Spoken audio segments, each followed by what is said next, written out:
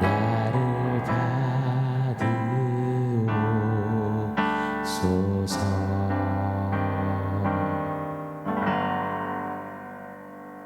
샬롬. 오늘 우리에게 주신 하나님 말씀은 예레미야서 5장 10절 그리고 14절로 18절입니다. 우리 한 목소리로 같이 읽겠습니다. 너희는 그 성벽에 올라가 무너뜨리되 다 무너뜨리지 말고 그 가지만 꺾어버리라. 여호와의 것이 아님이니라. 그러므로 만군의 하나님 여호와께서 이와 같이 말씀하시니라. 너희가 이 말을 하였은즉 볼지어다. 내가 네 입에 있는 나의 말을 불이 되게 하고 이 백성을 나무가 되게 하여 불사르리라. 여호와의 말씀이니라. 이스라엘 집이여 보라. 내가 한 나라를 먼 곳에서 너희에게로 오게 하리니 곧 강하고 오랜 민족이라. 그 나라 말을 네가 알지 못하며 그 말을 네가 깨닫지 못하느니라. 그 화살통은 열린 무덤이요 그 사람들은 다 용사라. 그들이 내 자녀들이 먹을 추수 곡물과 양식을 먹으며 내 양떼와 소떼를 먹으며 내 포도나무와 무화과나무 열매를 먹으며 네가 믿는 견고한 성들을 칼로 파멸하리라. 여호와의 말씀이니라. 그때에도 내가 너희를 진멸하지는 아니하리라. 아멘. 몇 해 전 아마 2018년도인가요? 화제의 드라마가 있었습니다. 미스터 선샤인 기억나시나요? 캄캄하고 소망 하나 없던 일제치하 36년 절망의 시대에 그때 한켠에서는 조국을 빼앗겨서 가슴을 치며 나라의 독립을 위해 죽음을 장렬하게 각오한 젊은이들의 이야기가 있었습니다. 그걸 그려냈죠. 드라마의 여주인공 애시나 씨는 사랑하는 남자도 있지만 가문을 위해 지켜야 하는 것도 있지만 곱디고 온 아름다움도 있지만 그 모든 것을 고사합니다. 마다합니다. 수나 놓으며 꽃으로만 살아도 될 텐데 이리 말을 건네는 사랑하는 남자 앞에서 대답합니다. 나도 그렇소. 나도 꽃으로 살고 있소. 다만 나는 불꽃이요. 그렇게 환하게 뜨거워졌다가 지려하오. 불꽃으로. 죽는 것은 두려우나 난 그리 선택했소. 진짜 멋있습니다. 비록 드라마 이야기지만 주인공 애시나 씨처럼 계절 지나면 시들어지는 꽃이 아닌 불꽃으로 뜨겁게 하나님만 위해 뜨겁게 태워지는 삶 살고 싶습니다. 이 뭉클하고도 울컥한 마음이 막 일어나는 것 같아요. 여러분 어떠신가요? 꽃과 불꽃 중에 뭐가 되고 싶으신가요? 북이스라엘과 남유다. 하나님의 백성이라는 전무후무한 특권을 입었음에도 이들은 패망했습니다. 왜요? 왜 그 지경까지 되었을까요? 바로 만과 도 차이 때문이었습니다. 하나님만 섬기라던 말씀을 귓등으로 여기고 하나님도 섬기는 그들이었습니다.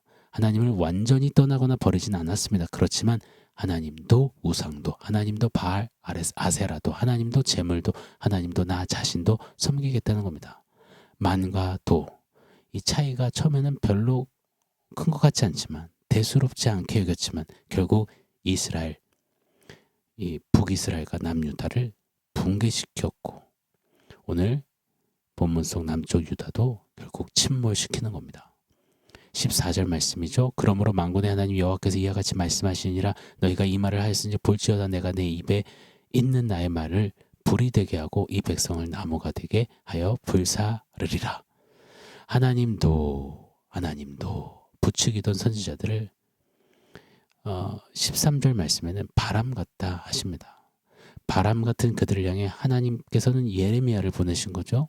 예레미야에게 하나님의 말씀을 담아주시고는 그 말씀이 불이 되게 하시고 불꽃이 되게 하셔서 그 불꽃 같은 말씀이 하나님도 이렇게 일관하던 백성들과 선지자들을 불사르시겠다 선언하시는 겁니다.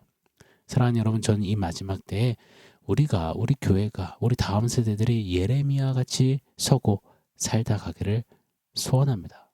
잔뜩 쥐어잡고 챙겨 넣은 듯 하지만 손을 펴보면 아무것도 없는 바람 잡는 것 같은 시대, 이 바람 같은 세대, 바람같이 헛됨 속에서 카멜레온처럼 이색 저색 세상과 똑같은 색 띄운 채 흐리멍텅하게 술에 술 탄 듯 물에 물 탄 듯 살지 않기를 원합니다.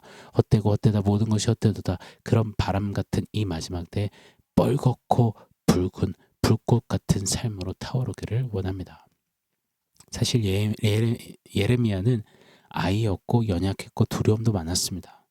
그러나 그런 예레미야가 불꽃이 될 수 있었던 비법은 단 한 가지 때문이었음에 틀림이 없습니다. 바로 하나님만이 고백, 이 다짐, 이 선포 때문이었을 것입니다.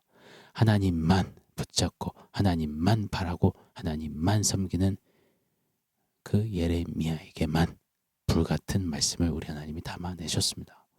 유다 온 성읍에 진리를 찾고 정의를 행하는 단 한 사람, 단 한 명도 없구나. 그리 탄식하시는 하나님께서는 예레미야 그 한 사람에게만 말씀을 담으십니다.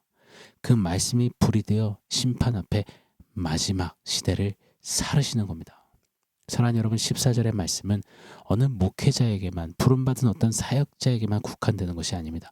이름도 없고 빛도 없고 묵묵히 하나님만으로 서는 사람, 지고지순하게 주님만 외치는 자에게 주시는 말씀입니다. 은혜입니다. 역사입니다. 고로 우리 좀 기도하기를 원합니다. 하나님, 이 마지막 때 그 한 사람, 하나님만 하고 선포하며 사는 이 시대의 예레미야가 되게 하여 주시옵소서.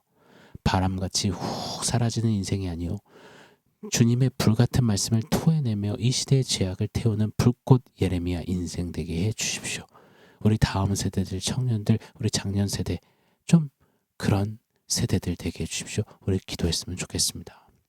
오늘 보면 15절로 17절은 하나님께서 이제 남유다를 심판하시는 심판의 도구, 그 바벨론에 관한 설명입니다. 바벨론은 15절에 보니 강합니다. 정치, 군사, 경제적으로 강대국입니다. 이들은 오랜 민족이라고 소개하세요. 이미 당시 메소포타미아 4대 문명이 발생했던 곳에서 존속해온 2000년 이상 역사를 이어온 강국 바벨론입니다. 또 이들을 화살통이 열린 무덤 같아 하세요. 활을 어찌나 잘 쏘는지 쐈다 하면 다 살라 죽이는 겁니다. 그냥 군사가 아닌 저마다 특전사급 용사인 겁니다. 유다의 전리품, 양식 모든 것을 이들이 약탈해 간다 하십니다. 17절에는요, 바벨론이 이 유다와 자녀들, 아들, 딸들을 집어삼킨다 합니다. 자녀들을 죽이고 노예로 포로로 잡아간다는 겁니다. 사랑하는 여러분, 이것이 하나님도 했던 이들의 결국입니다. 하나님만 섬기면 되는 인생이 더 뭘 해보겠다고, 하나님 없이도 좀 자행해보겠다고 하나님도 하는 순간 모든 것을 잃어버리고 목숨보다 중히 여기는 자녀까지 다 잃게 된다십니다. 고로 이 유다를 반면교사 삼아 하나님만으로 방향 전환하게 되시기를 강력히 축원합니다. 오늘 본문에서도요, 그런데 우리는 진짜로 좀 봐야 할 것이 있습니다.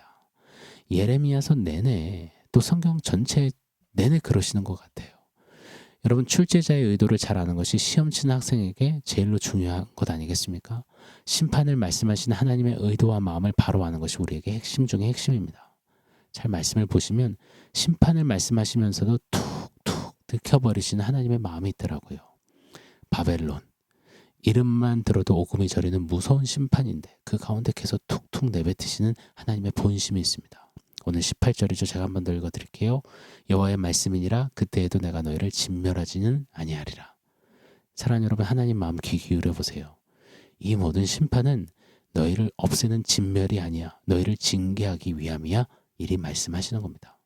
진멸과 징계는 확연히 다릅니다. 진멸은 포기하는 겁니다. 없애는 겁니다. 그러나 징계는 다시 해보시겠다는 겁니다.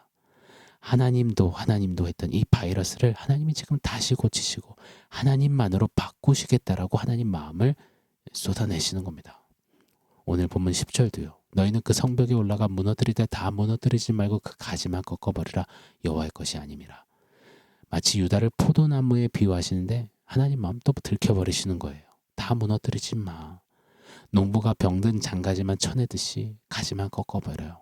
하나님도 했던 그 병균만, 그 병균으로 병들어버린 가지만, 그건 내 것 아니니 그것만 잘라버려. 그 가지만 꺾고 나머지 건들지 마. 내가 살릴 거야. 다시 사용할 거야 하십니다. 하나님은 불같은 말씀으로 우리에게 때로는 책망하시고 호되게 야단치시는 겁니다. 왜요? 우리는 세상에 반짝 피었다가 지는 꽃이 아니라 우리는 하나님의 영광을 위해 하나님만 사랑해야 되는 불꽃이니 말입니다. 불꽃이 될 때까지 하나님은 다시 하시겠다는 겁니다. 하나님이 혼내신다는 것은 절망이다, 끝이다, 소망 없다가 아니라 우리에게 소망의 불씨를 두셨다는 뜻입니다. 마치 잘못을 저질러 나쁜 길에 빠져드는 자식을 그냥 두고 볼 수 없어서 회초리를 드는 부모처럼 말입니다. 여러분, 부모의 징계 회초리는 사랑이 베이스잖아요. 호되게 회초리질하면서도 부모 마음은 아리잖아요. 너 그러면 안 되잖아. 너 그러면 죽는 거잖아. 너 죽으면 나도 죽고 너는 그러면 안 되잖아. 너만큼은 잘 살아야지. 하나님은 불같은 말씀으로 우리를 다루십니다. 고로 그 말씀 앞에 때로는 야단도 맞고 다시 돌이켜 서서 우리 좀 불꽃으로 타오르시자고요. 2025년 하프타임 우리 좀 더더욱 그리했으면 좋겠습니다. 하나님, 예레미야처럼 불꽃으로 좀 살게 해주십시오. 하나님도 이것을 절연히 잘라내고 하나님만을 택하는 그런 좀 불꽃되게 해주십시오. 불과 같은 주님의 말씀을 담아내는 이 시대의 불꽃으로 살게 하여 주시옵소서. 자, 오늘 원포인트는 불꽃교회 불꽃성도입니다. 바람 같은 헛된 세상 속에 불 같은 말씀을 지닌, 그래서 불을 토해내는 불꽃교회가 되기를 원합니다. 나는 꽃이 아닌 불꽃으로 살기로 했어. 일제강점기보다 더 암흑 같은 이 시대에 하나님도 이 바이러스, 그 바이러스의 주체 측인 마귀에게 우리 속절없이 무릎 꿇지 마시자고요. 다시 거룩한 홀리 루틴 찾으시다고요. 그래서 매일매일 하나님만을 외치는 좀 이 시대의 예레미야로 불꽃 성도로 다시 서시자고요. 하나님 불꽃 교회 불꽃 성도 되게 하여 주시옵소서. 하나님 도를 잘라주시고 하나님만 섬기는 불꽃 주님의 자녀들 우리 되게 하여 주시옵소서. 아멘. 사랑하는 성도 여러분, 오늘 말씀과 원포인트 기억하면서 함께 기도하겠습니다.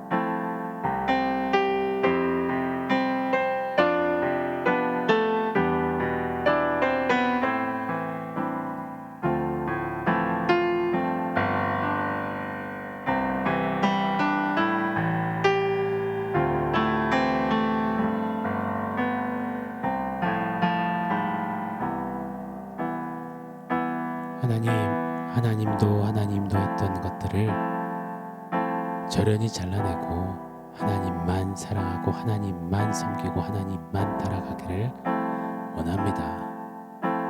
불같은 주님의 말씀을 받아내는 불꽃교회 불꽃 성도가 되어서 나는 불꽃으로 주님 따라 살기로 했어 이리 고백하며 주님 끝까지 따라가는 우리 모두 되게 하여 주시옵소서.